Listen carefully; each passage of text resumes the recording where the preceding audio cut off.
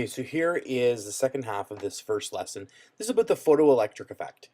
So in 1887, so this is a couple years before Planck had his quantum idea, um, Heinrich Hertz noticed that when light of a certain energy was shone onto a metal surface, a metallic surface, electrons were ejected. You got this kind of current that was happening. The emitted electrons were called photoelectrons, and this phenomenon became known as the photoelectric effect. And so Albert Einstein used Planck's quantum idea to explain the observations that Hertz had made, because this is a quantum effect, and we couldn't explain this using classical thinking. So here were some important findings from this work. The first finding is that electrons are only emitted from the metal surface when the light is above a certain frequency, which we call a threshold frequency. Okay, so that's the only time when electrons are emitted. The second thing is that the threshold frequency, this frequency whereby electrons are going to be ejected, is different for different surfaces. So different substances, different metals have a different threshold frequency. So for some, you could use lower frequency photons. For some, you needed to use higher frequency photons. And last but not least, and this was one of the most interesting one, the intensity of the light had no effect on the energy of the ejected electrons. So one of the reasons why this last one is so weird is that intensity has everything to do with energy, right? Like classically, for a wave, right? Intensity is related to energy, and that had no effect on the energy of the ejected electrons. So that was a weird thing. Einstein suggested that the energy of the light was transmitted in bundles of energy called photons, and that the amount of energy in these bundles was dictated by Planck's equation, E is equal to hf.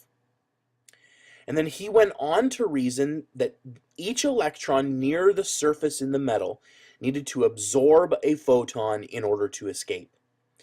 Some of the work, some of the energy would be used to escape, and then the rest would be transferred to the electron's kinetic energy. So here, the photon's coming in, it has a certain amount of energy, and we would need a little bit of energy, which we're going to call W, to free the electron from the surface of the metal. And then anything that was left over would go into kinetic energy, the speed of the electron. Okay. This became known as Einstein's photoelectric effect equation. Okay.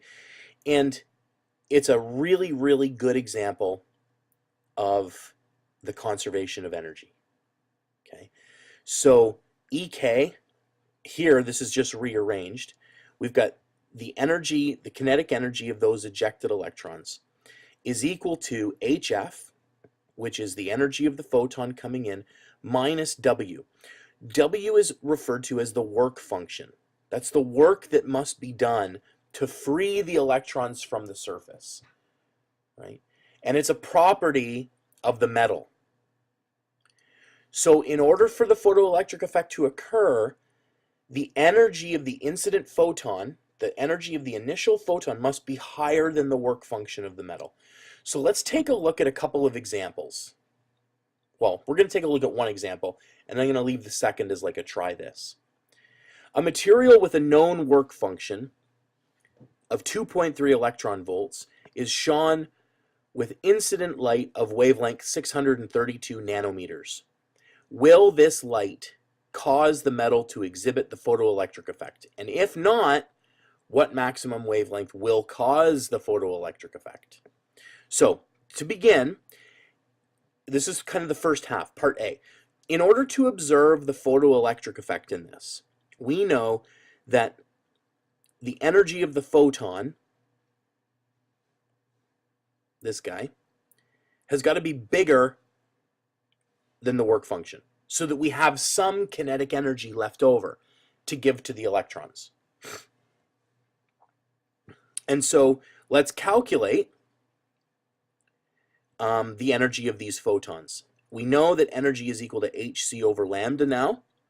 So when we pop our numbers in, h times c divided by the wavelength, 632 nanometers, we get 3.14 times 10 to the minus 19 joules, and we're going to convert that into electron volts, and this ends up being 1.95 electron volts. So the question is that higher than 2.3? No, it is not. So the photon is not as energetic as the work function, and we will not see the photoelectric effect with this wavelength. So now on to the second part. We know that in order to see the photoelectric effect, we have to have a minimum of 2.3 electron volts. And even that it has to be more than that, just by a little bit. So, but let's calculate this as our lowest energy and find out what wavelength we would need to use. So again, converting 2.3 electron volts into joules, we get 3.7 times 10 to the minus 19 joules. And if we now put this into our rearranged, lambda is equal to hc over E, we will determine that 537 nanometers is the absolute lowest wavelength that we can use with this metal and this work function in order to achieve the photoelectric effect. Okay. Example number 3, and the final example in this lesson, a sodium surface is illuminated with light having a wavelength of 300 nanometers. The work function for sodium is 2.46 electron volts. Find the maximum kinetic energy of the ejected electrons and the cutoff wavelength for sodium. So this question I'm going to leave you to try, and we will take it up in class.